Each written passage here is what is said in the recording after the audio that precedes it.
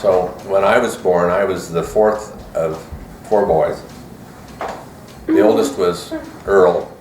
4.5 years later was Gene. 4.5 years later was Jim. 6 years later, I just about didn't get here, was me. So, and we grew up on a farm in Morgan. My father went up to Lost Creek, which is a big canyon up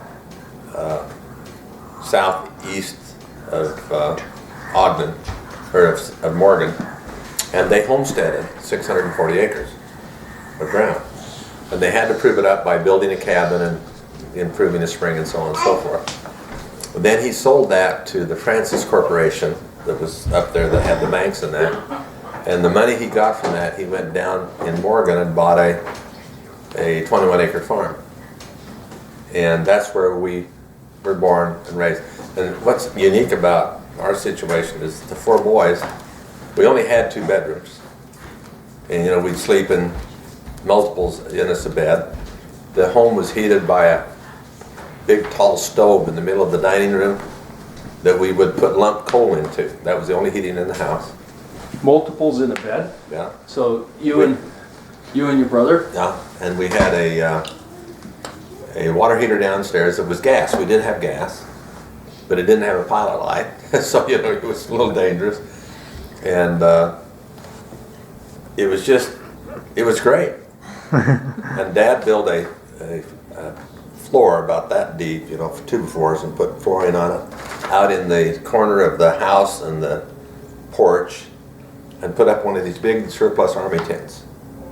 And that's where we slept all summer, every year. The boys would sleep out in that tent. But see, my older brother, Earl, was 14 years older than I.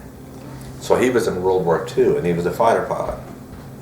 And one of the fondest memories I ever have is that there was Francis Malin, or Malin Francis, up in Malin, I think was his last name.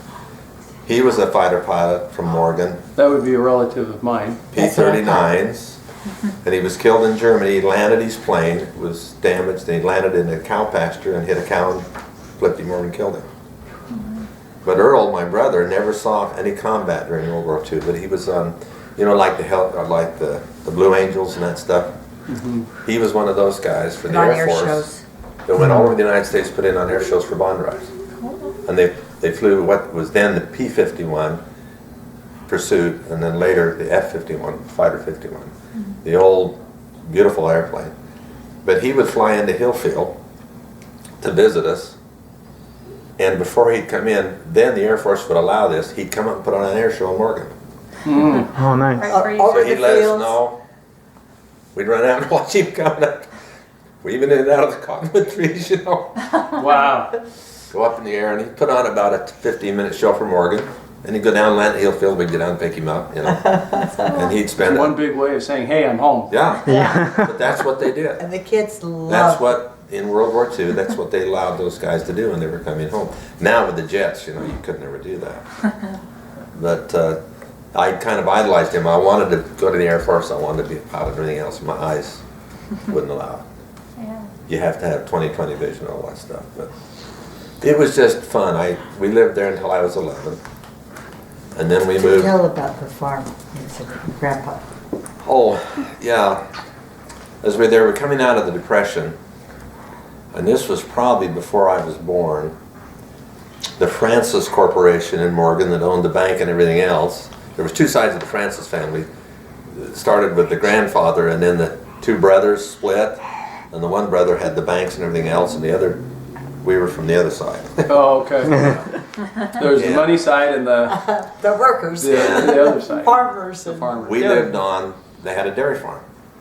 And we had all these cows and so on and so forth. And you milked the cows by hand then, and on the back porch, they had all these quart bottles and 2-quart bottles and everything else. And every night, morning and night, they milked the cows, and Mother would put all the milk in all these bottles and seal them and everything else, and then Dad would deliver them all over Morgan and Devil's Slide and all up to there, you know, the milk. And but he needed a loan, so he took out a $500 loan from the bank, owned by the other side of the Francis family. And How when- big? How much was that back then? Well, Maybe maybe about 5,000 now. No, you say? 500 500 would. back in your before Yeah, you were born. Yeah, it would be pretty It'd heavy probably loan. be like $100,000. No, it No? wasn't that much, but it would be, because 5 or 6 cows would have covered it. Oh, okay. And what happened, they were starting to foreclose on the farms in Morgan, The money the bank, people, the money people. the banks. And they came and they tried to foreclose on our farm. And Dad went down to Ogden and hired this lawyer, Ira Huggins, to come up and represent him. Well, what had happened, Dad was delivering milk, and one of the officers of the bank took milk from us. So Dad would come in and deliver his milk, and the guy would pay Dad, but he would put it on The loan. the loan, but he was supposed to just put it on the interest, not on the principal. Well, at that time, if you hadn't paid on the principal for so many years, the principal was gone. The loan was no longer in force. And Dad knew that. Ira Huggins, his lawyer, knew that. So they go into court. Before the court started, Dad and his lawyer met with the Francis Bank people and said, I will give you so many cows and their offspring from my herd for the next 5 or 6 years to cover this loan. That would have paid it back. And that would have paid it. They said, no, we want the farm. They were scooping up farms. So they went up into court.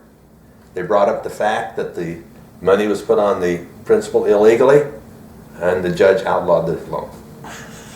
Now, Dad knew that would happen, They but still he didn't want to, just walk out on the loan. So that's why they offered the payment and everything else, and when the bank turned them down, they had no choice but to say, so they outlawed the loan and they kept the farm. See, So- that to me shows a lot of character. Well, Dad- You're not trying to get out of it. What was funny about Dad during that time, Dad and all of his brothers served missions in Australia to the LDS Church. They all That used that. case. That trunk there has some stickers on it on the steam companies from Australia. That's the trunk they used Wow. to go.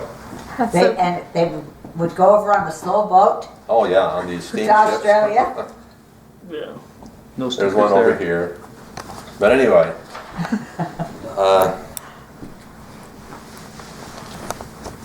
I lost my train of thought a little bit, but All the boys went on missions to Australia. well, yeah, they did, and it was just a family kind of thing.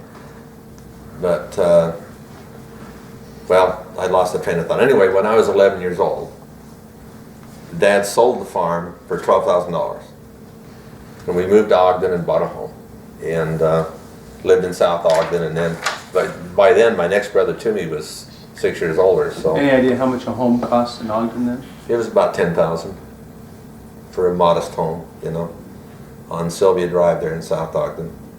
And by then, my brother was 6 years older than me, so he spent 1 year at Weber High School and he was gone, so I was an only child still. But both my mother and dad worked. He was a railroad carman, and my mother worked up in the hospital as a nurse's aide. And so I was kind of the home alone, and that's when I set fire to the house and all this stuff with the, We heard about yesterday. yeah, the donuts and different things like that. But it was just kind of interesting. But in Morgan, you say, well, what do you do when you're a kid? When you're a farm boy, you're raised differently. When I was 9 years old, I was driving the car over to town to pick up bottle cap tubes, for the milk, and pick up supplies and things. When you were 9 years When your old? foot, When I was your 9. foot could reach the pedal up Yeah. and everything. Well, and As soon as your foot could reach the pedal, you were I was driving. just raised differently. I had a 410 shotgun.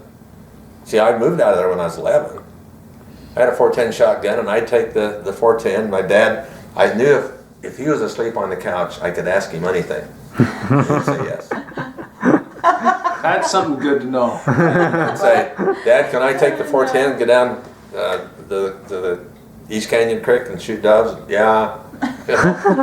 I'm a kid. So I Then again, you were the fourth. yeah, So that's true. You know, They'd been through it all by then. Yeah. You know, Morgan was a place anything where you did was normal. well, Morgan was a place when Halloween kids would take apart Get this. hay racks and reassemble them on top of What are barns. hay racks? Hay racks with the big wheels. A hay Uh-huh. rack is a big wagon with 4 big wheels and a big tongue on it. Oh, that yeah. The horses would pull, and you'd stack, a couple of tons of hay on it. They'd disassemble the hay rack, take all the wheels off and the bed and everything else, and the axles, and put it and reassemble it on top of a barn. So the farmer would wake up the next morning, and here's his hay rack sitting right on the ridge of the barn. Did you help with that? No, I wasn't old enough. Would you have liked to? Oh yeah. But another thing they do was a thing that at Halloween they'd put some manure in a sack and put it on a doorstep and light it on fire and then ring the doorbell. Oh, Well, if you answered the door, what would you do? stop it Try out. to put out the Stomp it fire. out, wouldn't you? Well, they did. That was normal. Tell them about when you went to, when you came here and it was a Halloween and you blocked off Washington Boulevard. Oh, in South Ogden? Yeah, Well, we did that too. with a big hose from the country club. But another thing in Morgan about growing up in Morgan was wonderful. Como Springs was up there with these great big swimming pool, outdoor and indoor swimming pools. And my brother and I, the next brother to me, our job on Saturday was to clean the 2 chicken coops. We had a lot of chickens. We had a spring fryer coop where we'd kill maybe 120 spring fryers each year, and we had over at Olson's grocery store.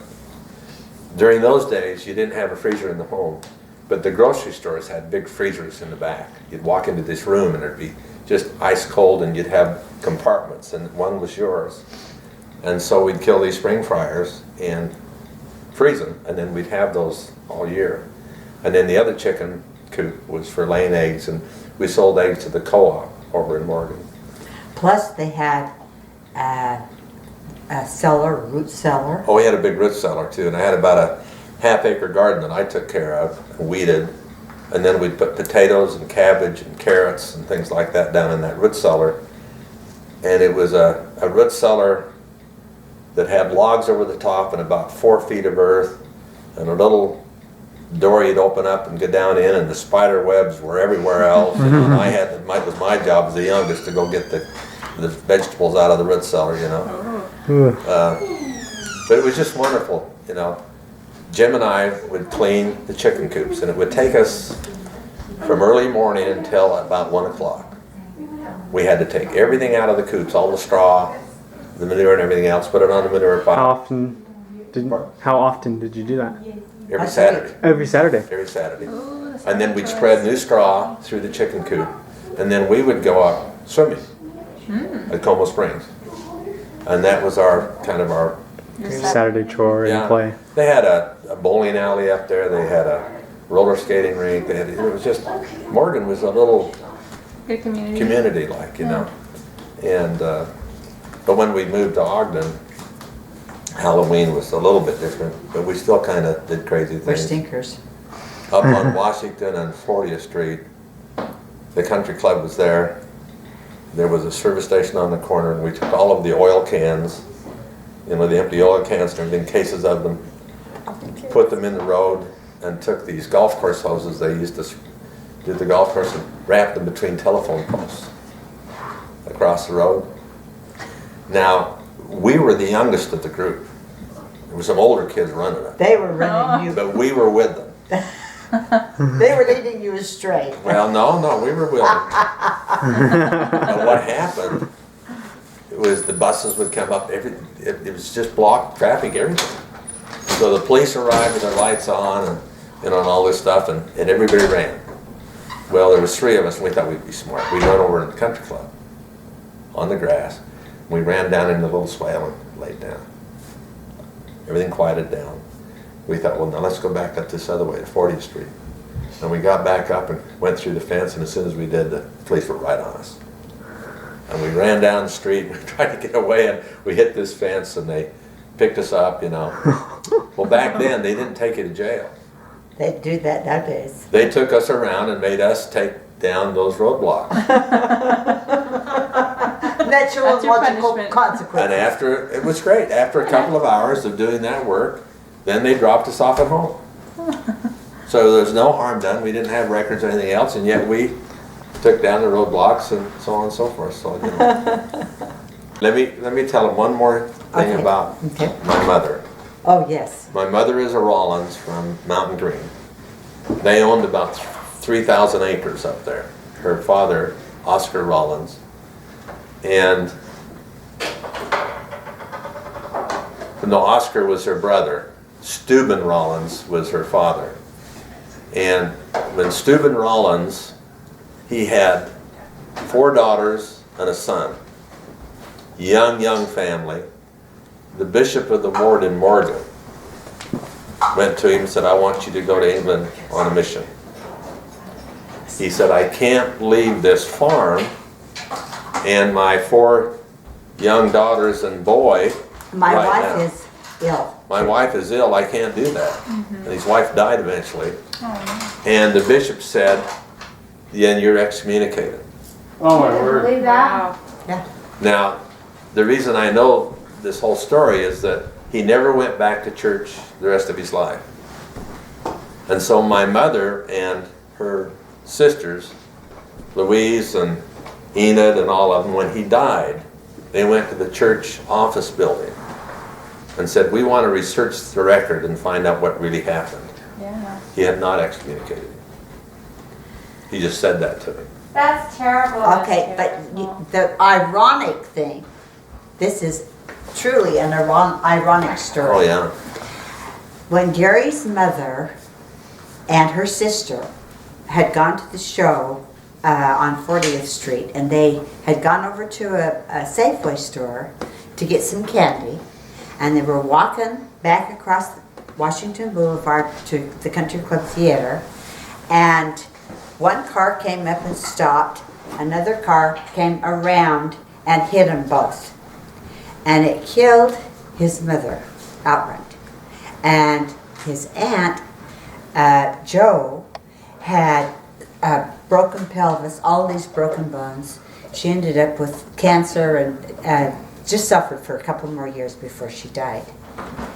But the young man who hit and killed those 2 women was the grandson of the bishop who Yeah. said he was excommunicating his grandfather. Oh, what a small world. What a, Yeah. yeah, what a Isn't that coincidence. And ironic? then he committed suicide, that boy. Yeah, he did. He did. did. Yeah, he 10 did. years Could- later. He and his mother came down and met with Us. us He and apologized. Earl and I, because Jim was in Modesto then.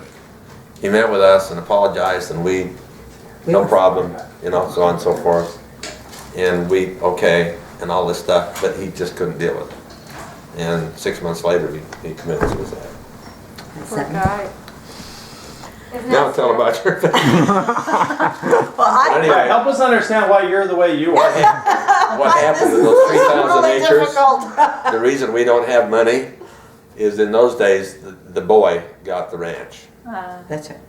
Otherwise, we'd have had that 300,000 acres or however. The boy got the ranch. Millions. We'd have had millions and Grandpa millions of Rollins. dollars. Dad's When mother. the father died, the ranch went to the boy, even though there were 4 sisters. They got They were the ones who they took got care some of it. money that he had in the bank that they split up. I think his mother got $1,500, and each one of the sisters did. But the son, Oscar, got the ranch, and then he died, and so his wife and her sons inherited that whole. Acres and acres. Yeah, They made so- millions of dollars. That's in all family histories, you know. You know, that we took a family reunion or a family trip down to in April down to southern Utah just to kind of see the grave markings of Yeah. all the family history on my mother's side and read some of the stories that had been written about them living in those areas at the time. Yeah. And it was so fascinating to you know, stand on the property and try to imagine what it would have been like had something different, you know, something yeah. else changed. Yeah. Had Yeah. it been different. Yeah. And it would be interesting to go to Morgan and do that same thing, is Yeah. to That's see right. these areas and stand on that property and say, well, this is the ranch that, you know, could have been ours or could have Oh been. yeah, well when you Um, drive to Salt Lake and you look up those those radar domes. Mm-hmm. They're on Francis Peak. Francis Peak is named after one of my great-grandmothers, who was the stenographer for the geological survey that came through. They came through and they located themselves in Morgan, and they did all of this study, and she did all the stenography work for them. So they named that peak after her, kind of as a favor to her for the work she did. And that's why, that's where Francis Peak got its name. So it's interesting. Wow.